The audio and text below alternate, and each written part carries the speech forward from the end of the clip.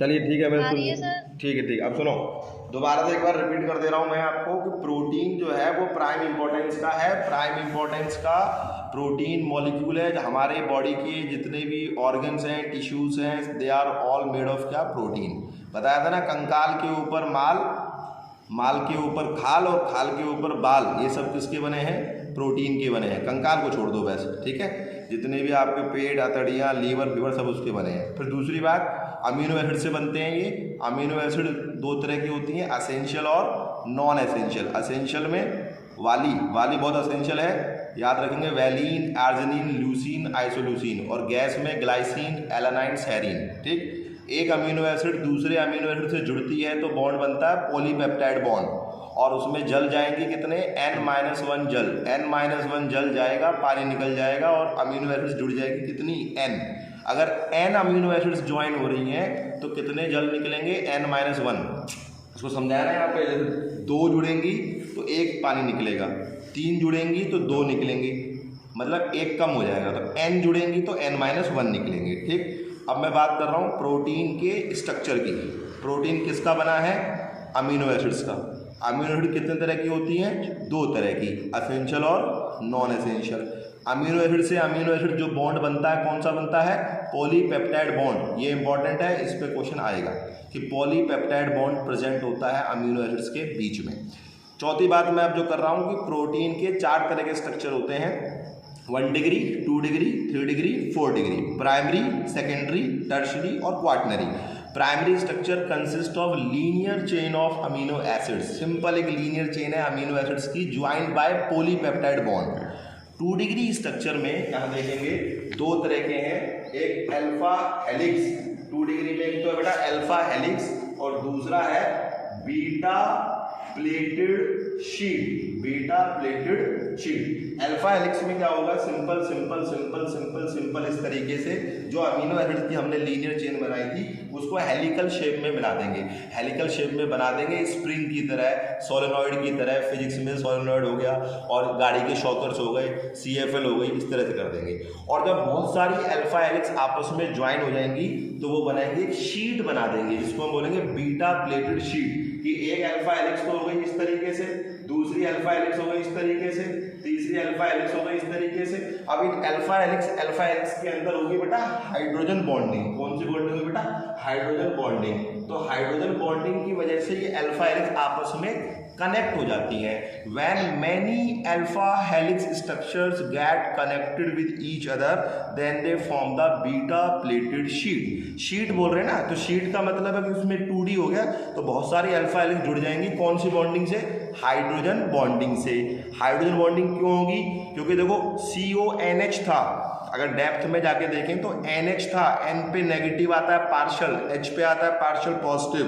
तो N partial positive negative और H partial positive आपस में एक चेन का दूसरे चेन से क्या कर लेगा? Hydrogen bonding. Just like the ammonia. Ammonia NH3 भी तो हाइड्रोजन बॉन्डिंग करता है। यहाँ P ब्लॉक आ गया आपका, देखो P ब्लॉक में क्वेश्चन आ गया कि NH3 can be liquefied but PH3 can not be liquefied, क्योंकि NH3 कंटेन हाइड्रोजन बॉन्डिंग है but PH3 does not contain hydrogen bonding. तो इसको कोरिलेट कर लो उससे P ब्लॉक से, चीज़ें याद रहेंगी। जैसे P ब्लॉक के अमोनिया में हाइड्रोजन बॉन्डिंग होती है NH3, तो ऐसे ही इसमें जो है PH3 जो है उसमें CONH जो था अमीनो एसिड में हाइड्रोजन बॉन्डिंग हो जाएगी। कुल मिलाकर ये है कि एक अल्फा हेलिक्स से दूसरी अल्फा हेलिक्स जब ज्वाइन होगी तो उनमें आपस में क्या हो जाएगी? Hydrogen bonding. समझ में आई बात? कई बार क्या देखा गया है कि एक अल्फा हेलिक्स से दूसरी अल्फा हेलिक्स को ज्वाइन करते समय उनमें बॉन्डिंग होती है डाई सल्फाइड बॉन्डिंग, या simply you can say sulphide bonding. जैसे ये वाली एक अल्फा हेलिक्स है, इसके अंदर अगर सल्फर है, इसके अंदर सल्फर है, इसके अंदर भी सल्फर है, तो सल्फर सल्फर की वजह से डाई सल्फाइड बॉन्डिंग भी हो जाती है। ठीक है, disulphide bonding. Disulphide bonding universal नहीं है। डाई सल्फाइड बॉन्डिंग तभी होती है जब सल्फर कंटेनिंग अमीनो एसिड आमने सामने होती है तब। तो बेटा ये 1 डिग्री स्ट्रक्चर हो गया आपका, ये 2 डिग्री स्ट्रक्चर हो गया। 2 डिग्री में 2 थे, एक तो अल्फा हेलिक्स और एक बीटा प्लेटेड शीट। 3 डिग्री में हम लोग क्या करेंगे कि 3 डिग्री में इसको कॉइल कर देंगे। इसको यहाँ आना 1 2 3। 3 डिग्री में क्या करेंगे कि ये जो आपकी सोलेनॉइड स्ट्रक्चर थी इसको टॉरॉइड की फॉर्म में कॉइल कर देंगे, सर्कुलर फॉर्म में। और 4th डिग्री में क्या करेंगे, 4th डिग्री में लास्ट जो है many 3 degree structures are condensed with each other, बहुत सारे 3 डिग्री स्ट्रक्चर्स को आपस में कंडेंस कर देंगे, बहुत सारे 3 डिग्री स्ट्रक्चर्स को आपस में कंडेंस कर देंगे, तो it will give rise to a globular like structure, globular like highly condensed structure, spherical structure that is present in the globular protein. हमने फिर प्रोटीन को क्लासिफाई किया था 2 कैटेगरी में, एक फाइब्रस प्रोटीन था और एक कौन सा था, ग्लोबुलर प्रोटीन।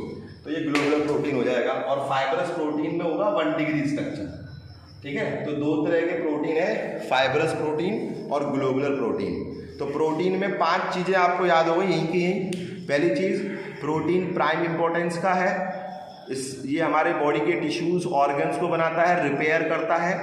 दूसरी चीज़ कि ये अमीनो एसिड से बना होता है, इसका मोनोमर अमीनो एसिड्स होता है। तीसरी चीज़, ये अमीनो एसिड 2 तरह की होती हैं, असेंशियल नॉन एसेंशियल। चौथी, ये 4 तरह के स्ट्रक्चर होते हैं इसमें, 1 degree, 2 degree, 3 degree, 4 degree. 1 degree linear chain, linear fibre like chain, thread like structure of amino acids joint together by polypeptide bond. 2 degree में 2 होते हैं, alpha helix, beta pleated sheet. Alpha helix में उसको helical shape में मोड़ देते हैं, beta pleated sheet में many alpha helix joint together by hydrogen bonding और sometime by disulphide bonding. Universal आएगा तो हाइड्रोजन बॉन्डिंग। क्वेश्चन आ जाए कि भाई 2 अल्फा हेलिक्स या many alpha helix are joint together by covalent bond, hydrogen bond, ionic bond या none of this, तो क्या लगाओगे आप, हाइड्रोजन बॉन्ड, ठीक है। फिर 3 डिग्री में उसको सर्कुलर कॉइल कर देंगे, और 4 डिग्री में बहुत सारे 3 डिग्री स्ट्रक्चर को कॉइल करके कंडेंस ग्लोब्यूल लाइक स्ट्रक्चर हो जाएगा। 5वीं चीज़ जो प्रोटीन की है वो कि प्रोटीन 2 तरह के हैं हमारे इस अभी 12th CBSE सिलेबस में, यहाँ पर बायो केमिस्ट्री में, फाइब्रस प्रोटीन और ग्लोबुलर। फाइब्रस प्रोटीन होते हैं thread like structure, 1 degree structure. Globular होते हैं 4 डिग्री स्ट्रक्चर, ग्लोब्यूल, ग्लोब होता है ना, गोल, बिल्कुल गोल जैसा स्ट्रक्चर बिल्कुल। ये फाइब्रस वाले वाटर इनसोल्यूबल होते हैं, ग्लोबुलर वाले वाटर सोल्यूबल होते हैं, ठीक है। फाइब्रस वाले मिलते हैं हमको हेयर में, बालों में। हमारे बाल जो होते हैं ना, हमारे बालों के अंदर फाइब्रस प्रोटीन होता है, ठीक है, कैरेटिन जिसको बोलते हैं। हमारी मसल्स जो होती हैं उसके अंदर फाइबर्स होते हैं। आपने देखा होगा एक डायग्राम जो मोस्टली फाइल वगैरह पे बना होता है, उस पर मांसपेशियों का डायग्राम बनाते हैं, तो उसमें फाइबर्स होते हैं, थ्रेड लाइक स्ट्रक्चर होती है मांसपेशियाँ जो होती हैं। तो हमारी मांसपेशियाँ जो हैं, मसल्स और हेयर, इनके अंदर होते हैं fibrous protein, fibre like protein, water insoluble. जैसे बाल को पानी में डालोगे सोल्यूबल नहीं होगा, ठीक है। तो ऐसे याद रखो कि फाइबरस प्रोटीन वाटर इनसोल्यूबल होते हैं, थ्रेड लाइक होते हैं और 1 डिग्री स्ट्रक्चर होता है इनमें।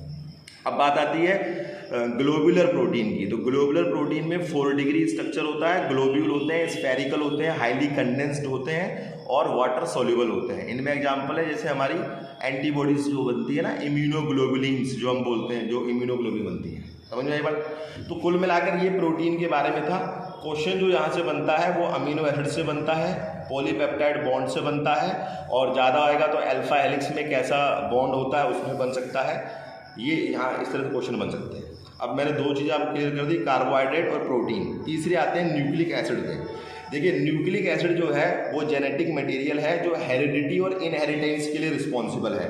हेरिडिटी का मतलब है कि अनुवांशिकता जो चली आ रही है आपके दादाओं से, पुरखों से चली आ रही है, और इनहेरिटेंस का मतलब है जो आपने अपने पेरेंट्स से लिया। आपकी नाक आपके पापा से मिलती है, आंखें मम्मी से मिलती हैं, तो उसका कारण है DNA RNA, जिनको हम बोलते हैं न्यूक्लिक एसिड।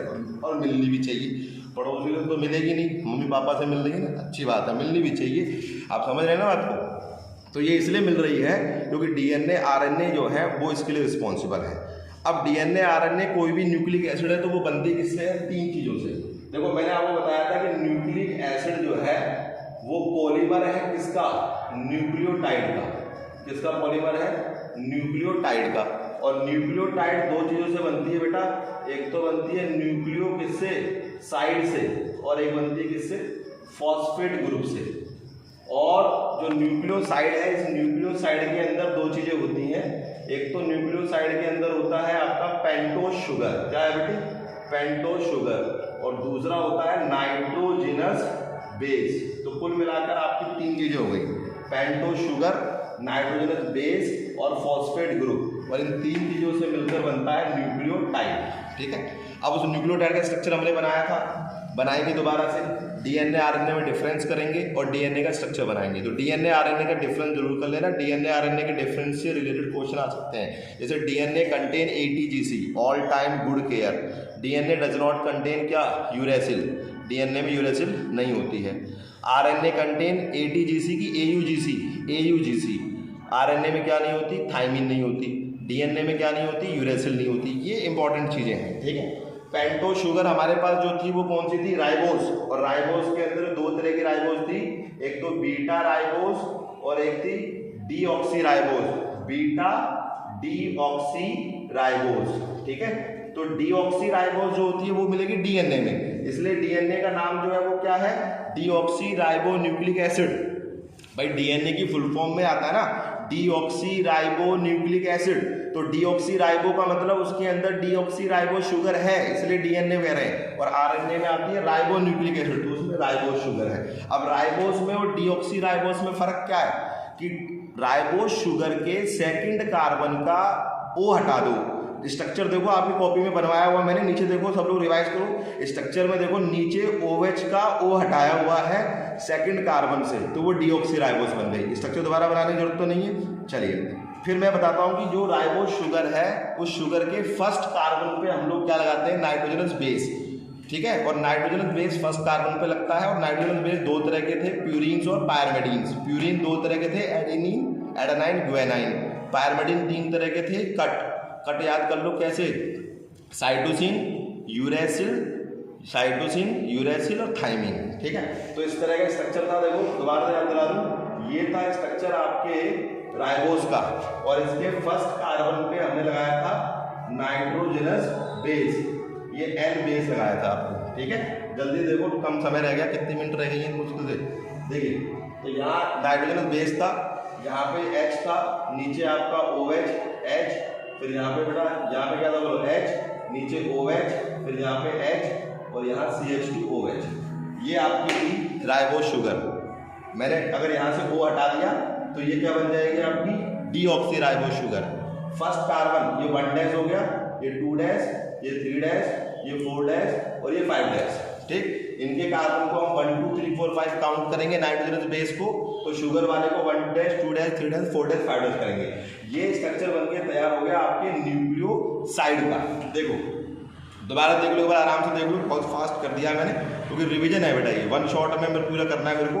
न्यूक्लियोसाइड में दो चीजें होती हैं, एक तो राइबोस शुगर हो गई, ये हुई राइबोस शुगर, देखो यहाँ पे, और उस पर नाइट्रोजनस बेस लगाना है तो फर्स्ट कार्बन पे नाइट्रोजनस बेस लगा दिया, तो ये बन गई हमारी न्यूक्लियोसाइड, ठीक है। अब इस न्यूक्लियोसाइड को मैं क्या बनाऊंगा, न्यूक्लियोटाइड। तो न्यूक्लियोटाइड बनाने के लिए मुझे इसमें क्या लगाना पड़ेगा, फॉस्फेट ग्रुप, और फिर बहुत सारी न्यूक्लियोटाइड को जोड़ दूंगा, फॉस्फोडाइस्टर लिंकेज। ये याद रखने वाला बात है कि बहुत सारी न्यूक्लियोटाइड जुड़ेंगी, कौन सी लिंकेज से, फॉस्फोडाइस्टर लिंकेज से, तब बनेगी आपकी क्या, न्यूक्लिक एसिड। और ये न्यूक्लिक एसिड दो तरह की है, जो कि डीएनए है और ये क्या है, आरएनए। अब बात आती है कि सर न्यूक्लियोटाइड कैसे बनाओगे आप, तो न्यूक्लियोटाइड बनाने के लिए ये जो न्यूक्लियोसाइड है, इस न्यूक्लियोसाइड में क्या लगाऊंगा मैं, फॉस्फेट ग्रुप। तो फॉस्फेट ग्रुप लगेगा 5वें कार्बन पे, ठीक है, 5वें कार्बन पे लग जाएगा फॉस्फेट ग्रुप। कैसे, यहाँ पे लगा दीजिए बेटा फॉस्फेट ग्रुप O, तो देख लो यहाँ पे O नेगेटिव। तो ये जो बनके तैयार हो गया, ये क्या बनके तैयार हो गया है, ये क्या बनके तैयार हो गया, न्यूक्लियोसाइड की न्यूक्लियोटाइड, न्यूक्लियोटाइड। ये क्या बन गया आपका, न्यूक्लियोटाइड। न्यूक्लियोटाइड में 3 चीजें है ना, न्यूक्लियोटाइड में 3 चीजें हैं, कौन क्या है, एक तो पेंटो शुगर है, तो ये तो पेंटो शुगर हो गई पेंटो शुगर। अच्छा उसके बाद क्या है, नाइट्रोजनस बेस, तो ये नाइट्रोजनस बेस हो गया नाइट्रोजनस बेस। अच्छा फिर क्या है, फॉस्फेट ग्रुप। तो फॉस्फेट ग्रुप क्या लगा, फॉस्फेट ग्रुप क्या होता है, PO4-3, ठीक है।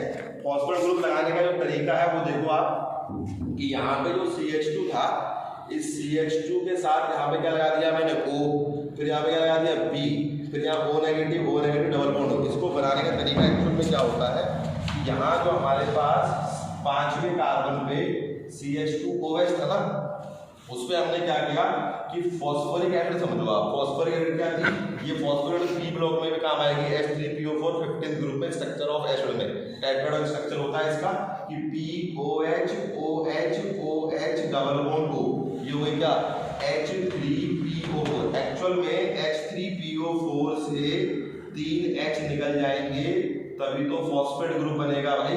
मैंने कहा कि फॉस्फेट ग्रुप जोड़ना है, तो क्या फॉस्फेट ग्रुप क्या आपको फ्री मिल जाएगा? फॉस्फेट ग्रुप तो H3PO4 से निकलेगा ना। तो वो जुड़ने का तरीका देखो कि ये थी आपके पास H3PO4, तो इस H3PO4 में से यहाँ से निकलेगा H पॉजिटिव, यहाँ से निकलेगा OH नेगेटिव। तो बेटा H पॉजिटिव OH नेगेटिव निकल के क्या निकल जाएगा? जल जाएगा, पानी निकल जाएगा। और जब जल जाएगा, पानी निकल जाएगा, तो ये जो CH2 है, ये CH2 इस फॉस्फोरस से जुड़ जाएगा O के माध्यम से। ऐसे यहाँ से एक H पॉजिटिव निकल रहा होगा, तो यहाँ पे क्या बनेगा? O negative. ऐसे यहाँ से एक H पॉजिटिव निकल रहा होगा, तो यहाँ क्या लगेगा? O negative. तो ये फॉस्फेट ग्रुप जुड़ता है। तो कुल मिलाकर ये जो स्ट्रक्चर बना है, ये न्यूक्लियोटाइड का स्ट्रक्चर बना है। किसका स्ट्रक्चर बना है? न्यूक्लियोटाइड। और इस न्यूक्लियोटाइड में कितनी चीजें हो गई? पेंटो शुगर हो गई, ये हो गई पेंटो शुगर। नाइट्रोजनस बेस हो गया, तो ये हो गया नाइट्रोजनस बेस। और फॉस्फेट ग्रुप हो गया, तो ये हो गया फॉस्फेट ग्रुप। ध्यान रखने वाली बात यह है कि उस पेंटो शुगर के फर्स्ट कार्बन पे तो बेस लगाना है। ये बेस को इस तरह से रिप्रेजेंट करते हैं, ये इसका एक्चुअल स्ट्रक्चर नहीं है, रिप्रेजेंटेशन है।